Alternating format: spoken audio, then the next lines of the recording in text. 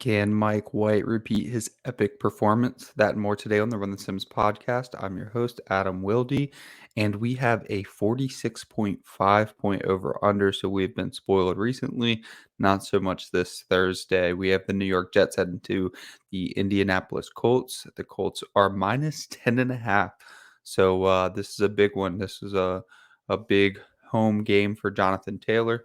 So let's share the screen and kick over to injuries. Of course, Zach Wilson is out for the foreseeable future. Tevin Coleman will also be out in this one. And add Corey Davis to the list. He is considered doubtful, not likely to play.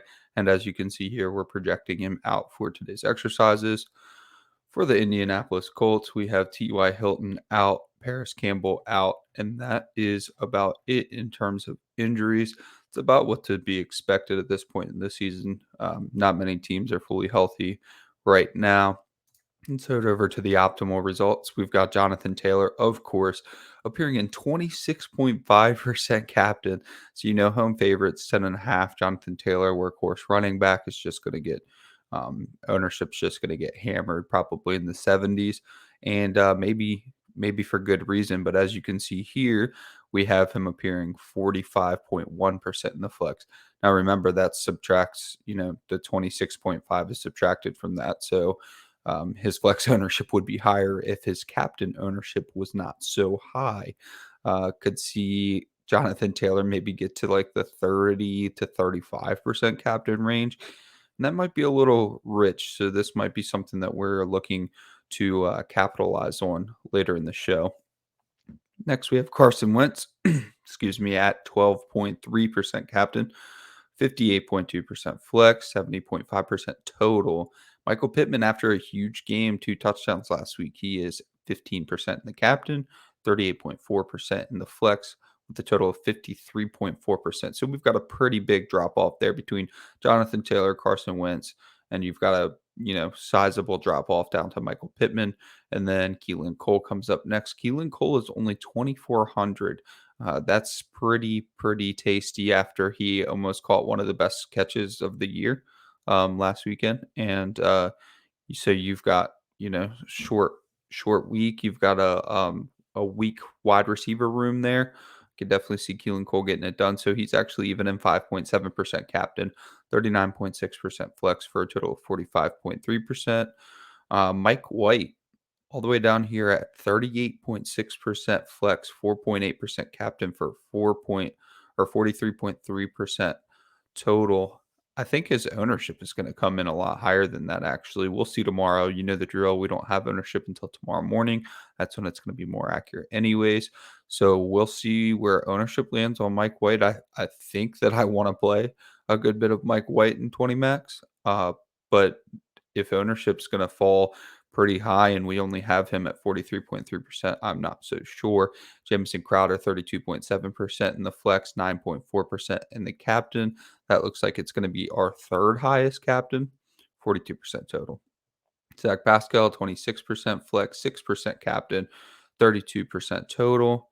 Naheem Hines, 23%, 3.5% captain, 26.6%. So you're noticing this week we have a lot of different captains in that like 5 to 10 range, which is good. That's a lot of viable options. It's most weeks we have 4 viable options. This week you have, of course, Jonathan Taylor, Carson Wentz, Michael Pittman. But then you have a bunch of guys falling in this 5 to 10 range. You even have the Indianapolis Colts coming in at 2.2% captain. Defense, of course, 23.7% flex, 25.9% total. And then just everyone else is sprinkled in. I mean, Denzel Mims at 2,000 will be nice leverage. For Keelan Cole, it's just unfortunate. Denzel Mims drops a touchdown pass last week right in his chest. And, we experienced the ripple effects of that, but Denzel Mims did not get traded before the trade deadline, and teams were calling about him. So what does that say? Maybe the team does actually want Denzel Mims, although they are not using him. Let's look at some of our custom lineups. The very first lineup was a frequency of 26. Oddly enough, mostly because of pricing, I'm sure, is Zach Pascal captain, Jonathan Taylor in the flex, Colts in the flex, Keelan Cole, Michael Pittman, Carson Wentz. Next lineup is a Jonathan Taylor captain. Jonathan Taylor, Ashton Doolin, Michael Carter, Carson Wentz, Michael Pittman, Keelan Cole. I don't mind that one too much. I do want to get to a Jets captain. Well, let's hit this Michael Pittman lineup first because Denzel Mims, I did say I felt like was decent leverage. Michael Pittman, Denzel Mims, Carson Wentz, Jonathan Taylor, Jamison Crowder, Keelan Cole. So that's basically just saying that all of the Jets receivers are too cheap. Their floors are high enough to make them relevant and play the best plays on the Colts side. This lineup is a Jamison Crowder captain, Mike White, Michael Carter, Keelan Cole, Naheem Hines, Jonathan Taylor. I love playing Jonathan Taylor and Naheem Hines. I'm always playing two running backs when I can. It's been panning out a lot recently, actually. And a Keelan Cole captain. Keelan Cole captain, Mike White, Michael Carter, Naheem Hines, Jonathan Taylor, Carson Wentz. Let's check projections and then head over to DraftKings. Jonathan Taylor at 22.2. That's 2 whole points above Carson Wentz. But Jonathan Taylor's also priced 800 more than Carson Wentz, so it makes sense. Michael Pittman down here at 17.8. Mike White at 15. Michael Carter at 14. Jamison Crowder at 13. Zach Pascal at 10. Keelan Cole at 9.4. This is where it really starts to stick out. I mean, Keelan Cole 9.4 put in this big grouping here with like the 8, 9, 10 almost K players at 9.4, just a huge misprice. So ownership's going to be massive. Probably more reason I'll have Denzel Mims, unfortunately, because I'm probably not going to land on the right side of that. Indianapolis Colts projected a total 8.1. That's fantastic for a defense. Tyler Johnson also 8. Mo Alley Cox 7. And then you've got your kickers. You've got Elijah Moore down here 6.7. Elijah Moore is 6,200.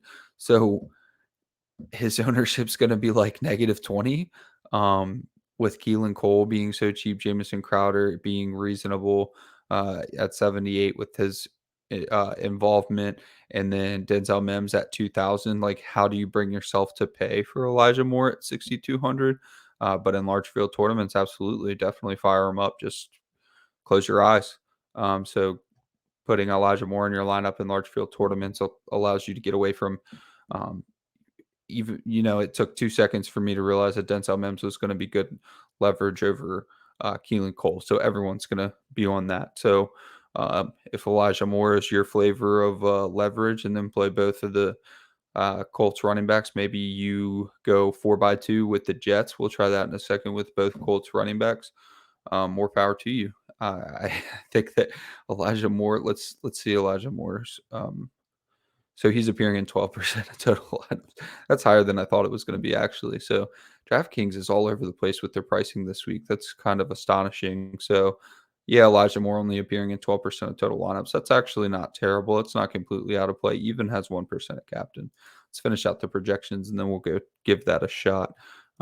We got all the way down. We have Tyler Croft at 5, Denzel Mims at 5, Ashton Doolin at 4.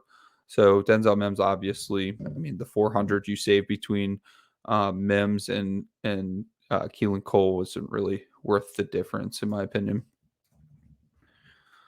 Head over to the DraftKings lobby and see about getting into a tournament for tomorrow.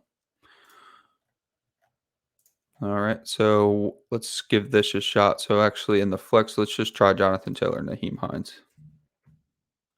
All right, so that's what we're going to start with right there. I mean, there's the reason I like this, besides just the fact that it's good leverage, is that Naheem Hines can get there multiple ways.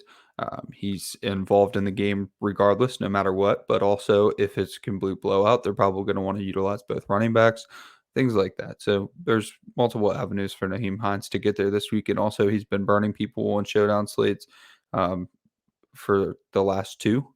So I would say that Naheem Hines' ownership is actually going to come in pretty low. Let's try Mike White captain. Let's try Elijah Moore. See what we've got left. Room for Crowder? Sure. And you've got 4K left.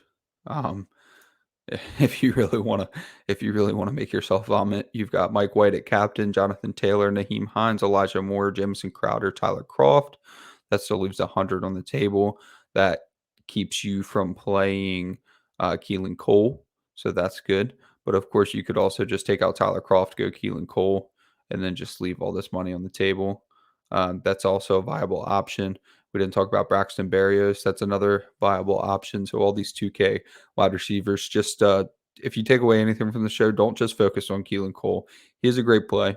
But at 2,400, you also have 2K Denzel Mims. You also have 3.8K Braxton Berrios. You also have 4K Tyler Croft. You have excellent game script for passing. So if you're building 20 lineups and you're in 150, I forget what the contest size for the 20 max is tomorrow, the $3 and the $1. But if you're so I took down the $3 last week with just playing a ton of Cooper Rush and a ton of 4x2s with Dallas, just because everybody was entirely in on the Vikings. So it's a similar scenario here in which, I mean, you can be all in on the Jets, excellent game script for them, and then just play some contrarian plays on the Jets. Don't just leave it with, your Jamison Crowder and your Keelan Cole. Even maybe Ty Johnson might be good leverage over Michael Carter because Michael Carter's getting some consistent work. So it's going to be gross no matter how you spend it. If you're going to do a Jets 4x2, or even if you're playing 3 Jets, so you might as well get contrarian because they all have basically similar opportunity. But that's going to do it for today. I hope everybody crushes their Thursday night slate, and you have a great fantasy football week 9. Peace.